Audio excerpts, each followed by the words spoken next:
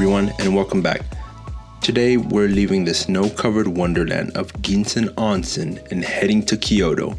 But, as always, the real adventure happens along the way. There are gonna be a few surprises, some hidden gems, and, of course, plenty of food.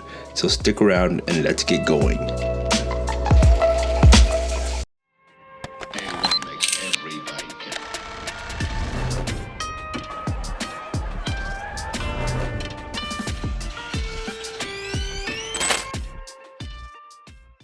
We started the day early, leaving behind the cozy warmth of Ginzan Onsen, and as soon as we hit the road, it felt like we were driving through a snow globe. Snow-covered mountains surrounded us on every side, and the trees were so heavy with snow that they almost looked like they were from another world. It's hard to explain just how much snow this part of Japan gets. You have to experience it to believe it. While on our way, we started to get hungry. About halfway to the Sendai airport, we stumbled upon this gem. This bustling small restaurant on the side of the road. You know, the kind of place packed with locals and every table's already taken. When you find a spot like this, you know you're in for something special. Luckily, we managed to grab one of the last tables, and what we saw was promising. A team of grandmas in the kitchen throwing it down, whipping up fried chicken like absolute pros. Found this quirky place. Reviews said they have good fried chicken and ramen. So gonna stop here to eat some food. And they're growing their own kale. Let's eat some food. Shout out to Google Translate. Chandler got the miso ramen. I got the 5-piece meal set. So super busy, very busy during lunchtime. A lot of workers here, but should be good. $8.50, $11. I don't know if I'm gonna be able to finish this. It's a lot of food. Okay. This place is amazing, and it's super busy. And you've only had the soup so far. Yeah, and the spaghetti. I had the miso soup. That's good. The rice is good. Chicken's big. Yep. And it's so busy. Ladies running around. Alright, back to eating. Now, I'm not exaggerating when I say this was some of the best fried chicken I've ever had. Crunchy, flaky, packed with flavor, and the portions were massive. Chan ordered this giant bowl of ramen, and she still won't stop talking about it. And it wasn't just the food that made this place so memorable. The walls were covered with handwritten notes and letters from customers. This little spot clearly had a special place in people's hearts. Everyone from salarymen to factory workers were in there eating. Arigatou gozaimashita.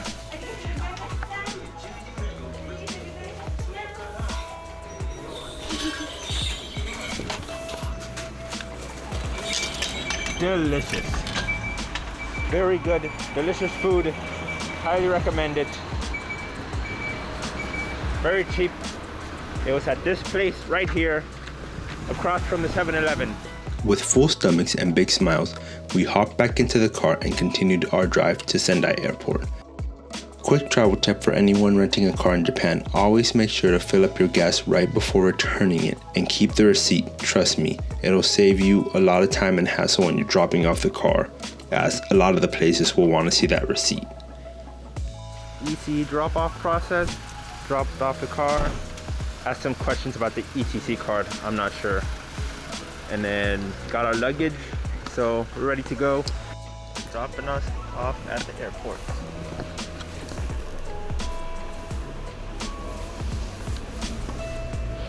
Hey, that's me. That's the airport we're flying out of. Some mountains over there. Chandler back there, showing our bed.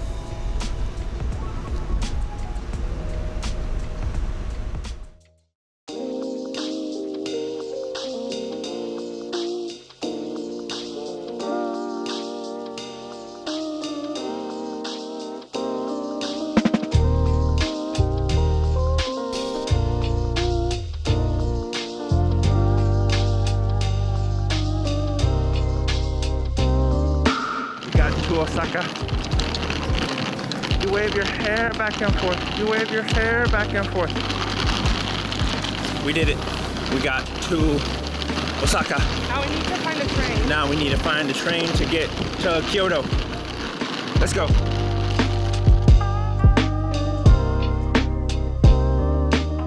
After a short and smooth flight, we finally touched down in Kyoto. Now, I have to admit, we got a little lost at first.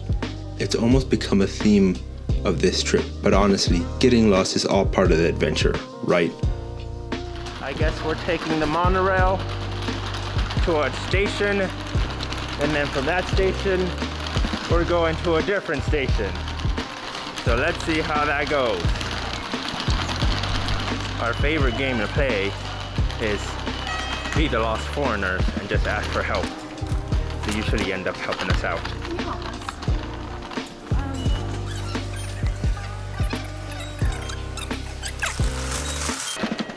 All fare information will be displayed in English. Oh, nice.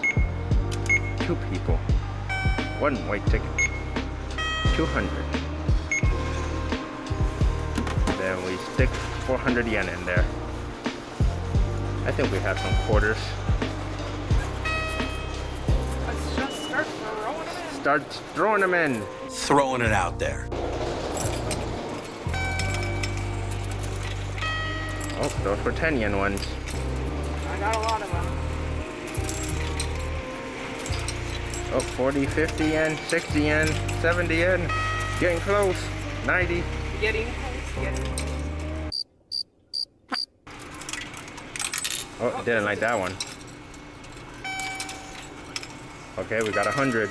One eternity later. So we forgot to buy a ticket We didn't know where.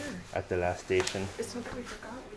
We We didn't know didn't know where to buy a ticket, and the little machine wouldn't let us out. So now we have to pay. Arigatou gozaimasu. We are free now. Hooray! We made it to Kyoto. So now we know what happens when we don't buy the right ticket. It's raining. We got a 15-minute walk that way. Look, it's Kyoto. Wow. It's so beautiful. So many people. A lot more people. Too many. Yeah. I miss Yakushima. Yeah. Yakushima didn't have this many people. All right. It had more monkeys than people. More monkeys than people. All right. Now let's start our walk. What really surprised us though was just how much English we heard and saw around us. After spending so much time in rural Japan, where communicating was a bit more challenging, Kyoto felt like a walk in the park. It was refreshing in some ways, but I'll have to admit, I miss those little moments of trying to get by with hand gestures and broken Japanese. Back with her harmonica, except in Kyoto now. Stop, they're looking at you. Oh, goodness. You're welcome. You're welcome. You're welcome. All right, we gotta keep going. On our walk to the hotel, we had this cool little encounter. There was this old gentleman, probably in his 60s, just casually strolling down the street, decked out in a leather patch jacket. He had this effortless, laid-back swag, the kind of style you can't fake. It's these small moments that really make traveling feel special. Little unexpected encounters that stick with you. This old dude got swag, busting out his raw denim, that jacket. his patch. Dude, I want a jacket like that. Me too. My raw denim. Look at it.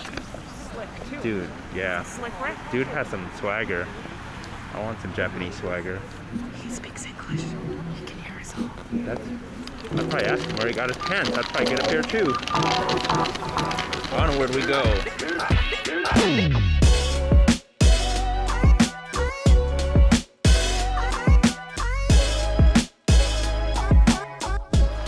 I miss the happy streets. You think they have The happy love streets? Yeah, the love streets. You think they have love streets in Kyoto? I'll have to find someone to ask. Yeah, we'll have to find some love streets for scientific purposes I can only. show you the love street. No. Not with the people watching.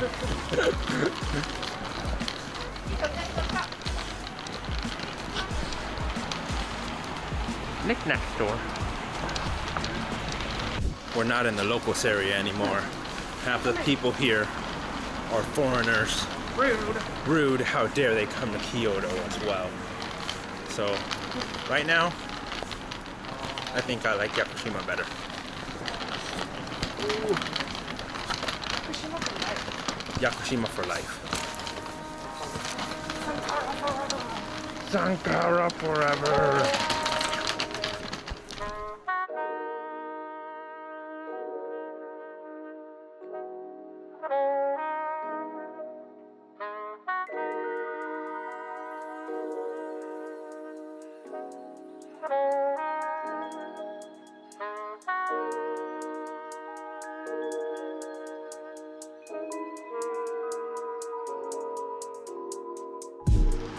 All right. Now we gotta walk down this dark alley. You wanted a love street. Are you sure? We're not going to the love hotels. We're going. Wanted a luxury love hotel. No love hotels. Regular hotels, please. Oh goodness. Yeah, I'm freaking hot.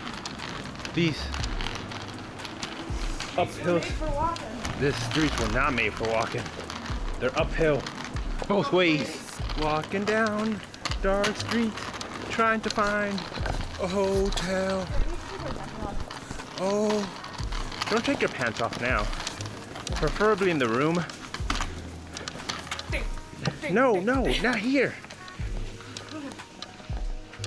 I can't take another block. Oh no. This jacket. It's starting, everyone. Let me pull my pants back up quick. Yeah. Ooh. We're almost there.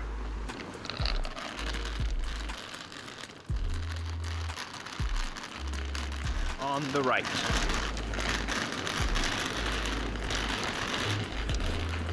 This place right here?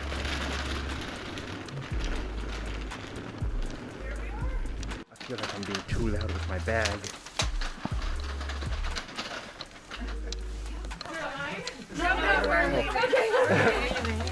Get out of your way. After a long day of travel, we finally checked into our hotel, Sowaka.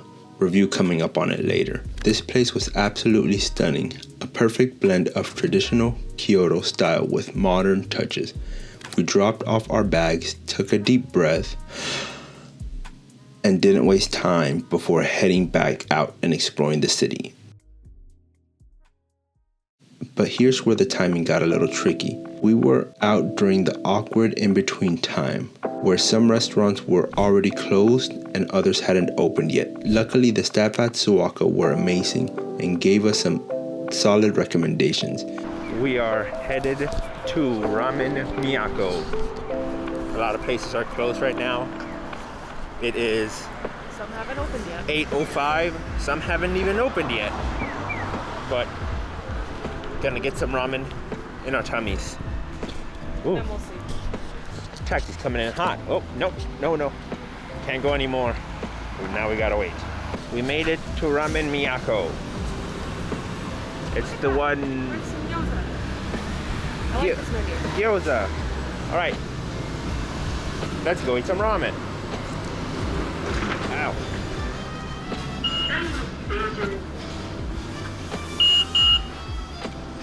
Hooray, I'm alive. Okay. We ended up at Ramen Miyako, a cozy spot with good food at really reasonable prices. The ramen was comforting, hearty, and exactly what we needed after a long day of travel. What is this name? Tasty little spot. Yeah, looks like they've won a few awards. What was it, like 1,600 yen?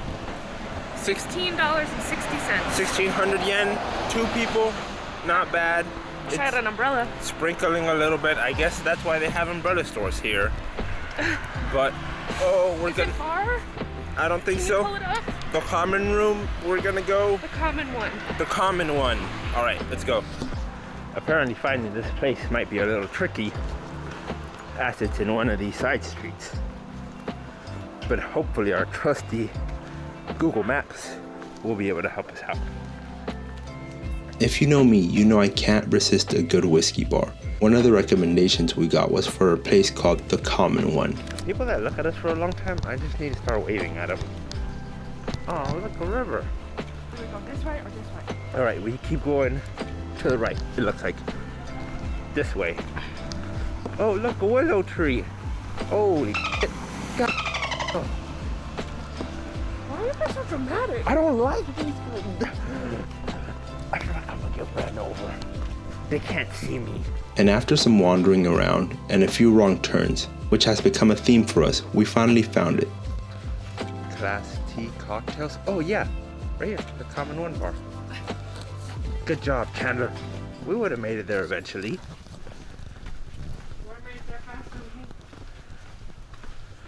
Right, let's check it out. The place had that classic Kyoto vibe, dimly lit, intimate, and quiet. The whiskey selection was impressive, to say the least, and I got to try a special hibiki that I doubt I'd ever find back home. But heads up, one thing to be aware of in Japan is that you often don't see the prices until the bill arrives. So, while the experience was incredible, it's always a bit nerve-wracking when you're trying some rare whiskey and you don't know how much they cost until you're settling up.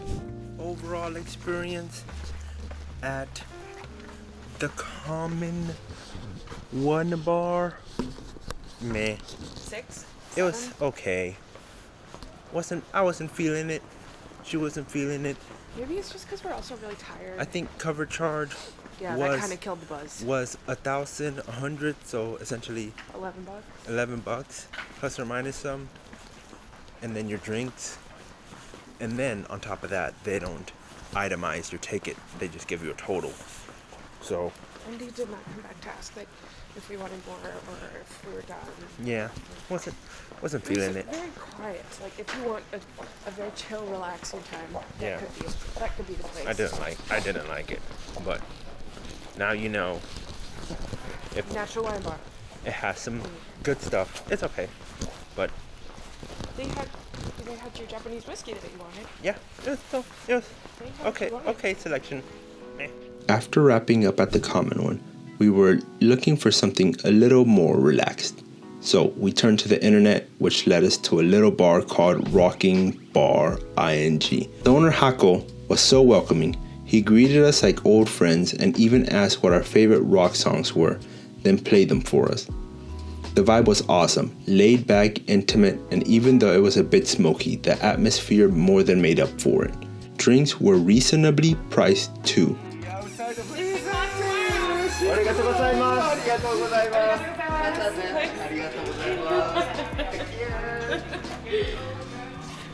That was so cute. I like it.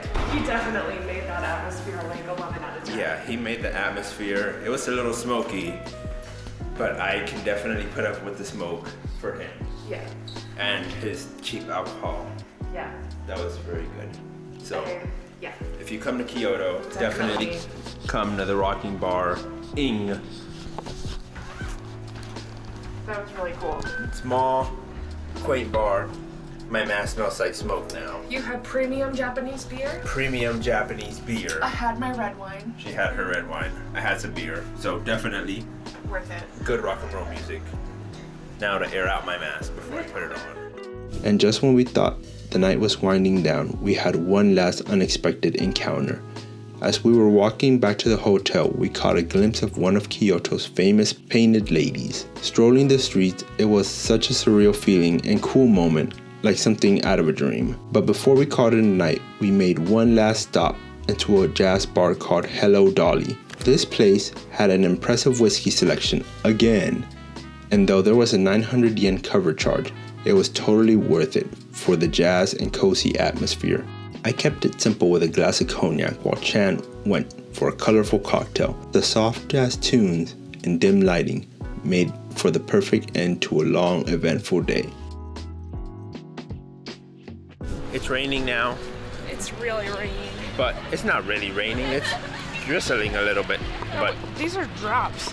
just came back from Doll Bar. Hello, Dolly. Hello Dolly. I liked it.